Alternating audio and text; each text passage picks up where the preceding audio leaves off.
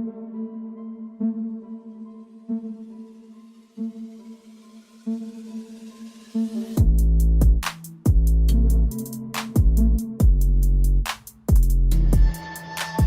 258 here, back again with another episode. I'm your host, Jordan Antonio Brown, and today we're indulging in the topics that you guys have sent us. One of the topics someone sent me in my DMs. Interesting to speak on, yeah. Would Arsenal be a dynasty right now, or would they be like one of the power clubs if in 2006 they won the Champions League final? That's an interesting question because it leads onto many different things. Okay, let's go back to the beginning. Arsenal, powerful team throughout the 90s, even throughout the 80s. They were always one of the top teams, in the Premier League and in the English football top flight. They probably were one of the first teams to bring in I would say top class foreign players as well. Foreign players weren't really trying to come to Arsenal before. Foreign players weren't really trying to come to the Premier League period before they went to Arsenal. I think if I can only remember, obviously I wasn't really born, during most of the 90s. I can only remember what I've seen after on YouTube, what my dad's told me, all this type of stuff. But I mean, from what I know, all the foreign players, the best foreign players during the 90s were at Arsenal.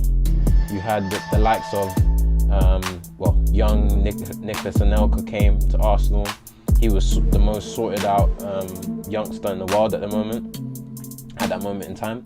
Then you had Bergkamp. Bergkamp could have gone to anyone. He chose Arsenal. Overmars, one of the best in the world at the time, went to Arsenal. So Arsenal were always the top club when it came to foreigners. Throughout the 2000s, the early 2000s, I would say that probably continued. And although Arsenal made a lot of their top foreign players into world-class players, when they joined, they weren't world class. So obviously you got to take in consideration of the development, the scouting that Arsenal did back in the day. I would say in terms of the players who are already made, they only got a few of them in the 2000s compared to the 90s, but still, nonetheless, they had the best English and foreign players probably in the Premier League. Obviously you had Man United, but Man United weren't the same, throughout the 2000s, early 2000s. They were on a bit of a decline a little bit, and Arsenal were kind of going up. I would say if they won that final, you would have had the likes of Henry. I think he would have stayed. Why wouldn't you have stayed? You won the Champions League.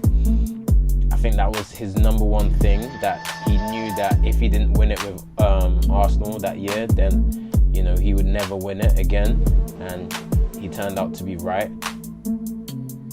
You had Perez, obviously he was coming to the end, but still, baller.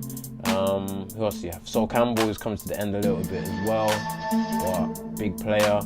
So you had all these kind of older players who kind of been there for a long time. They would have stayed, and there would have been new players coming through, and those new players would have been top class because you just won the Champions League. Everyone would want to come to Arsenal.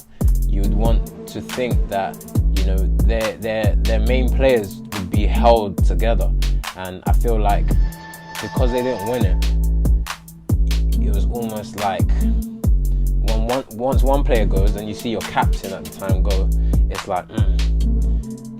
can we get back to where we were just at? Because Henry, he did everything leading up to that final. He did everything in his power to get Arsenal to that final, and that was Henry at his best, in my opinion.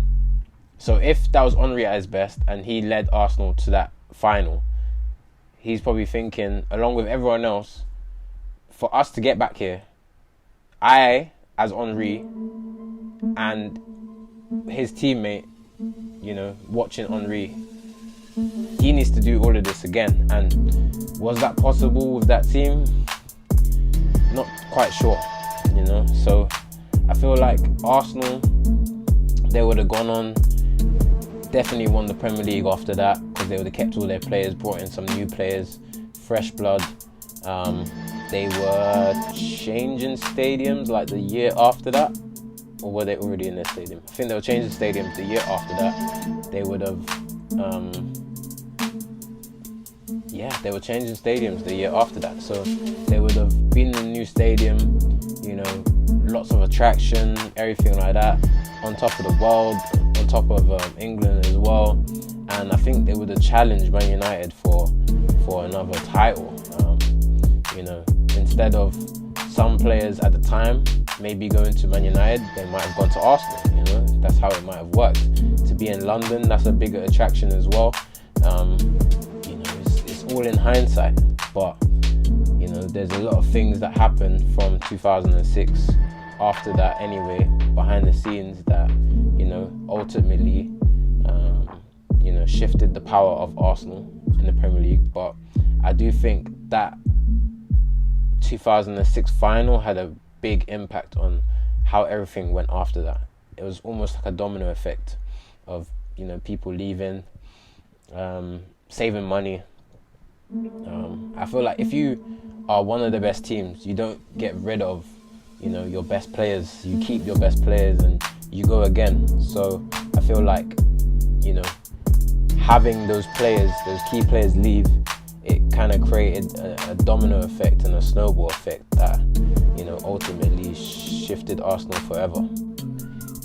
Guys, thanks for watching that video. If you like that video, press the like button, as it helps with engagement, lets other people see it, which means more views, which means more support for the channel. So if you haven't already, subscribe. I don't know why you haven't already. If you have, thank you for subscribing. If you haven't, I don't know what other channels bring you this content. Also, don't forget to drop a comment down below. We're going to read through all the comments, and we're going to maybe select one of your comments to talk about as a topic on these videos. Thanks for supporting Footy 258. For more content like this, like, share and subscribe.